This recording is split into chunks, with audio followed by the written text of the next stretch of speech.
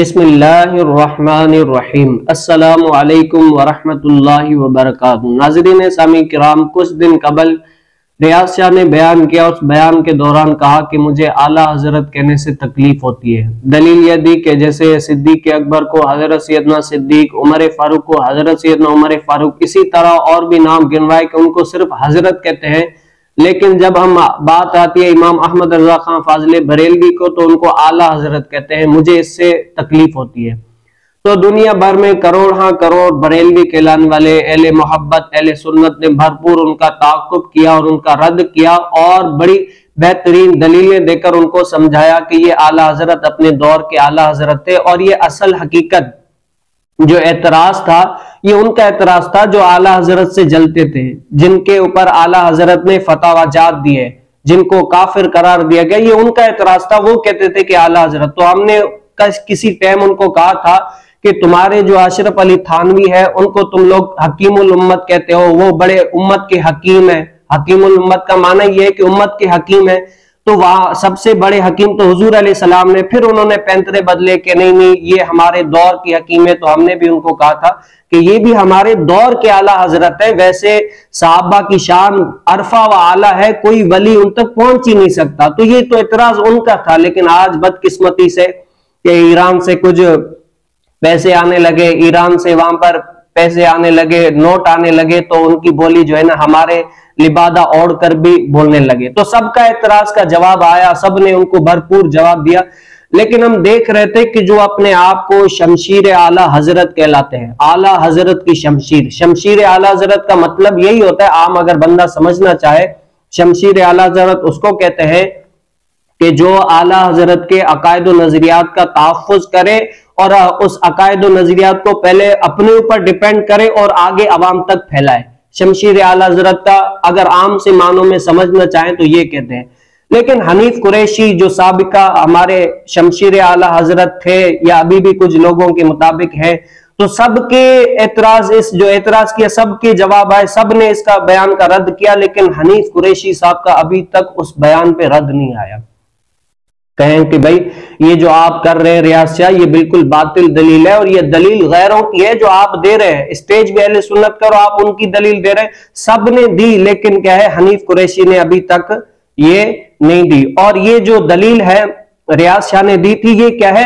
عقلی دلیل دی تھی، عقل سے، یعنی عقلی دلیل کسی کو بھی سمجھانا چاہیے، اور حالانکہ یہ دلیل جو اعتراض کیا تھا یہ جاہلانہ تھا، اور یہ جو دلیل دی یہ بھی باطل دلیل دیا ہے، اس کا کوئی بھی سرے سے وجود ہی نہیں ہے، ایسی بیکار دلیل دی ہے کہ بندہ سمجھے اہل علم کوئی بھی اس کو ماننے کے لیے تیار نہیں ہے۔ اگر یہ مان لیں گے تو بہت سارے مسائل بگڑ جائیں گے، خراب ہو جائیں گے۔ عقلی دلیل دی ہے، اور وہاں پر ڈاکٹر اشرف آصف جلالی صاحب نے جو مسئلہ فدق کے معاملے میں دلیلیں دی ہے، اتنے سارے دلیل واقعات وغیرہ یہ وہ سنائے جو آن دی ریکارڈ موجود ہے، یہ کیا ہے؟ نقلی دلیل دی ہے، اور بڑے بڑے اکابرین سے ثابت کیا ہے کہ یہ جو موقف میں پیش کر رہا ہوں یہ میرا ہی موقف نہیں ہے، یہ ان بڑے بڑے اکابرین کا موقف ہے، داتا علی حجویری کا موقف ہے، مجدد الثانی کا موقف ہے، پیر میر علی شاہ صاحب کا موقف ہے، یہ میرا ہی موقف نہیں ہے، بلکہ کیا ہے یہ ان اکابرین کا موقف ہے۔ تو نقلی دلائل دے کر اور دلائل کے انبار لگا دیے، اتنے دلائل دیے کہ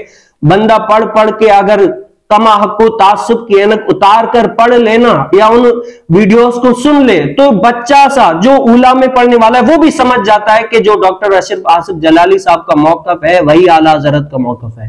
لیکن کیا ہے بات کہنے کا مقصد، وہاں نقلی دلائل پر تو حنیف قریشی صاحب کہتے ہیں کہ گستاخی ہوئی ہے، بے ادبی ہوئی ہے، سب کچھ ہوئی ہے، اور یہاں پر جو عقلی دلائل دیے یہاں پر خاموش ہے۔ بھئی یہاں پر بھی تو گستاخی ہوئی ہے، تمہارے بقول بے ادبی ہوئی ہے، تم بھی تو ان کو کہہ سکتے ہو نا کہ یہ جو تم کر رہے ہو، یہ جو تم نے بیان دی یہ غلط دیا ہے، یہ دوسروں کا اعتراض تھا، اس سے رجوع کرو یا معافی مانگو۔ تم تو روزانہ اس سے جھپیاں پا رہے ہو، تم تو روزانہ اس سے مل رہے ہو، باتیں کر رہے ہو، تمہارے نزدیک تو وہ بڑا عالم ہے، بڑا محقق ہے، تو وہاں پر تم لوگ کیوں نہیں کرتے؟ اور اگرچہ ڈاکٹر اشرف آصف جلالی صاحب کا موقف اگرچہ تمہارے نزدیک یعنی خراب ہے یا بے ادب ہے یا گستاخ ہے، کسی بھی طریقے سے یہ موقف یعنی اہل سنت کا نہیں ہے، تو بھائی مفتی کا کام کیا ہوتا ہے؟ تم تو اپنے نام کے ساتھ مفتی لکھتے ہو نا کہ مفتی حنیف قریشی صاحب مناظر اسلام یا امام المناظرین وغیرہ وغیرہ، یعنی جو بھی القاب تمہیں دیے جائیں وہ دیتے رہتے ہیں۔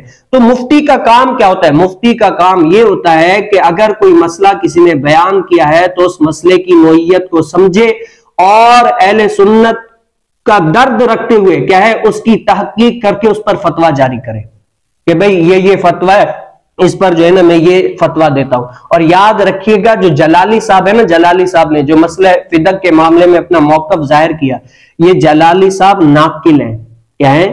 جلالی صاحب ناقل ہیں، اور اس کے قائل جو ہے نا وہ ہمارے اکابرین ہیں، جن کا تم گن گاتے ہو، جن کے تم بیٹھ کر چندہ بٹورتے ہو، جن کا نام لے کر آج تک کھا رہے ہو، یہ ان کا موقف ہے۔ اور یاد رکھیے گا اگرچہ آپ فتویٰ بھی لگائیں نا تو ناقل پر بعد میں فتویٰ آئے گا، پہلے قائل پر فتویٰ جائے گا۔ اور جو جلالی صاحب کا موقف ہے وہی پیر مہر علی شاہ صاحب کا موقف ہے، جو جلالی صاحب کا موقف ہے وہی مجدد الفسانی کا موقف ہے، جو جلالی صاحب کا موقف ہے وہی داتا علی حجویری رحمت اللہ تعالی علیہ کا موقف ہے۔ اور تم آج تک تم نے فتویٰ بھی نہیں لگایا، بھئی بے ادبی گستاخی ہوئی ہے تو تم فتویٰ دو نا، فتویٰ کیوں نہیں دیتے؟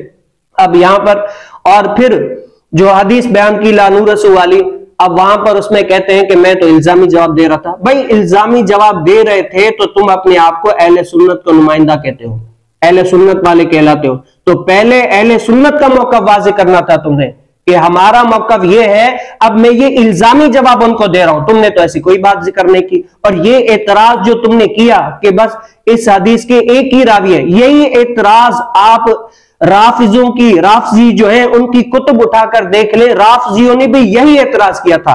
ایک مشہور ابن مطہر الحلی، یہ شیعہ عالم ہے، اس نے بھی یہی اعتراض کیا ہے۔ میں کتابوں کے نام بھی گنوانا چاہوں تو گنا سکتا ہوں، لیکن ٹائم بچانے کے لیے آپ امام المناظرین، آپ کی نظر سے شاید یہ کتابیں گزری ہوں گی اور آپ کو پتا ہوگا کیونکہ آپ بڑے مناظر ہیں، بڑے علامہ صاحب ہیں، اسی لیے آپ کو پتا ہوگا۔ تو کیا ہے یہ اعتراض تو ان شیعوں کا ہے، آپ نے شیعوں کی بولی بولی، شیعوں کا اعتراض جو ہے نا وہ بولی۔ تو ہمارے مفتی، ہمارے استاذ حضرت علامہ مولانا مفتی حسان رضا عطاری صاحب نے جو فتویٰ دیا نا، یہ اہل سنت کی نمائندگی کرتے ہوئے دیا کہ لوگ یہ نہ سمجھے رافضی کل اٹھ کر کہیں دیکھو یہ اعتراض ہم کر رہے تھے، آج تو تمہارا جو مفتی جن کو تم مانتے ہو وہی یہ مان رہا ہے، اب تو مان لو کہ ہم صحیح کہہ رہے ہیں۔ تو مفتی حسان صاحب نے اس مسئلے کی نوعیت کو سمجھتے ہوئے اور وہ مفتی والا کام کیا، اس مسئلے کی شرعی تحقیق کر کے اس پر فتویٰ جاری کیا کہ یہ ہمارا فتویٰ، یہ ہمارا موقف ہے، اور ہمارا موقف وہی موقف ہے جو اہل سنت کا موقف ہے۔ اس کی شرعی تحقیق کر کے اس پر فتویٰ جاری کیا اور اہل سنت کو الحمدللہ سرخرو کر دیا۔ یہ ہوتی ہے مفتی صاحب کا کام۔ آپ تو ابھی تک کہہ رہے ہیں گستاخی ہوئی ہے، بے ادبی ہوئی ہے، بس ویڈیو تک کھیل رہے، کلپ بازی جو انجینئر مرزا کھیل رہا ہے وہی کھیل رہے، ابھی تک آپ نے وہ فتویٰ صحیح سے دیا نہیں ہے۔ آپ فتویٰ دیں نا اگر گستاخی ہوئی ہے، یہ ہوتا ہے مفتی صاحب کا کام جو ہمارے استاد صاحب نے کیا ہے۔ آپ تو ابھی تک فتویٰ بھی نہیں دے سکے۔ اور آپ جو کہتے ہیں کہ میں دعوت اسلامی کے مفتی میدان میں، بھئی دعوت اسلامی کیا، بالخصوص دعوت اسلامی اور بالعموم ہر مسلمان ہر باطل کے لیے لڑنے کے لیے میدان میں تیار ہے۔ بھئی دعوت اسلامی نے جو ایک حضرت سیدنا آدم علیہ السلام کا بے ادب گستاخ ہے، اس سے لڑنے کے لیے اور اس کے مقابلے میں فوج تیار کرنے کے لیے آج تک میدان میں ہے، لڑ رہی ہے کہ جو حضرت سیدنا آدم علیہ السلام کا گستاخ ہے، بے ادب ہے، اس کے لڑنے کے لیے ہم فوج دفور تیار کریں گے، اور اس سے لڑنے کے لیے فوجیں تیار ہو رہی ہیں۔ ہم ہر وقت میدان میں ہے کہ ہم اس شیطان سے لڑنے کے لیے ہر وقت تیار ہیں، شیطان سے جنگ ہماری جاری ہے اور ہم لڑتے رہیں گے۔ تو بتاؤ صدیق اکبر کے گستاخ کو ہم چھوڑ دیں گے؟ بی بی فاق کے گستاخ کو ہم چھوڑ دیں گے؟ قطعی طور پر ہم نہیں کریں گے، ہرگز، ہم ہر وقت میدان میں ہیں۔ آپ اگر کہیں گے تو ہم ہر وقت میدان میں ہیں اور اہل سنت کی نمائندگی کرتے رہیں گے۔ ہاں، اہل سنت کی نمائندگی ہم کرتے رہیں گے۔ اور آپ کے مطابق اگر آپ کہتے ہیں کہ یہ جو بی بی پاک کی توہین ہے، گستاخی ہوئی ہے، آپ کے مطابق آپ جو بھی القاب دینا چاہیں یا کہنا چاہیں کہہ لیں کہ گستاخی ہوئی ہے، یہ سب کچھ ہوئی ہے، تو آپ بھائی جب اولیاء کے پر مرزا انجینئر نے یہ فتوے جاری کیے یا ان کو کہا کہ گستاخ ہے، یہ ہے، آپ نے کہا مسلمہ ثبوت جو ہمارے اولیاء ہیں ان پر کیچڑ اچھال ہے سب کچھ، تو میں وہاں پر اہل سنت کا نمائندہ بن کر گیا، تو تو آپ گئے وہ نہیں آیا. بھائی جب اولیاء کے لیے آپ جہنم جا سکتے ہیں تو بتاؤ اہل بیت کی ناموس کے لیے آپ مرکز لاہور نہیں جا سکتے؟ بتا اس سے آپ اس طرح تو آپ یہ کہنا چاہ رہے ہیں کہ بھئی اولیاء کی عزت معاذ اللہ ثم معاذ اللہ اہل بیت سے کئی گنا زیادہ ہے، اسی لیے آپ وہاں پر چلے گئے، یہاں پر نہیں آ رہے. اور آپ کو یہ بلا رہے ہیں کہ آئیں آپ ہم سے بیٹھ کر مسئلہ واضح کریں کہ یہ مسئلہ کس طرح ہے، یہ آپ آ نہیں رہے.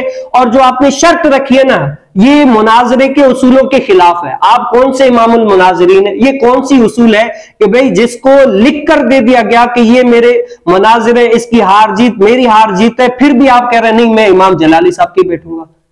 یہ کون سا اصول ہے؟ تو کیا ہے، آپ اللہ سے ڈریں، اللہ سے ڈر کر وہاں پر آئیں. اور اگر وہ نہ بیٹھے نا تب بھی آپ مجبور ہو کر بھی ان کو کہیں کہ میرے ساتھ بیٹھیں. اور اگر وہ نہ بیٹھے نا پھر آپ فتویٰ جاری کریں، جو ابھی مفتی حسن صاحب نے تحقیق کر کے فتویٰ جاری کیا، جیسے آپ ان کے اوپر فتویٰ جاری کریں. آپ اتنے سالوں سے فتویٰ بھی نہیں جاری کر رہے.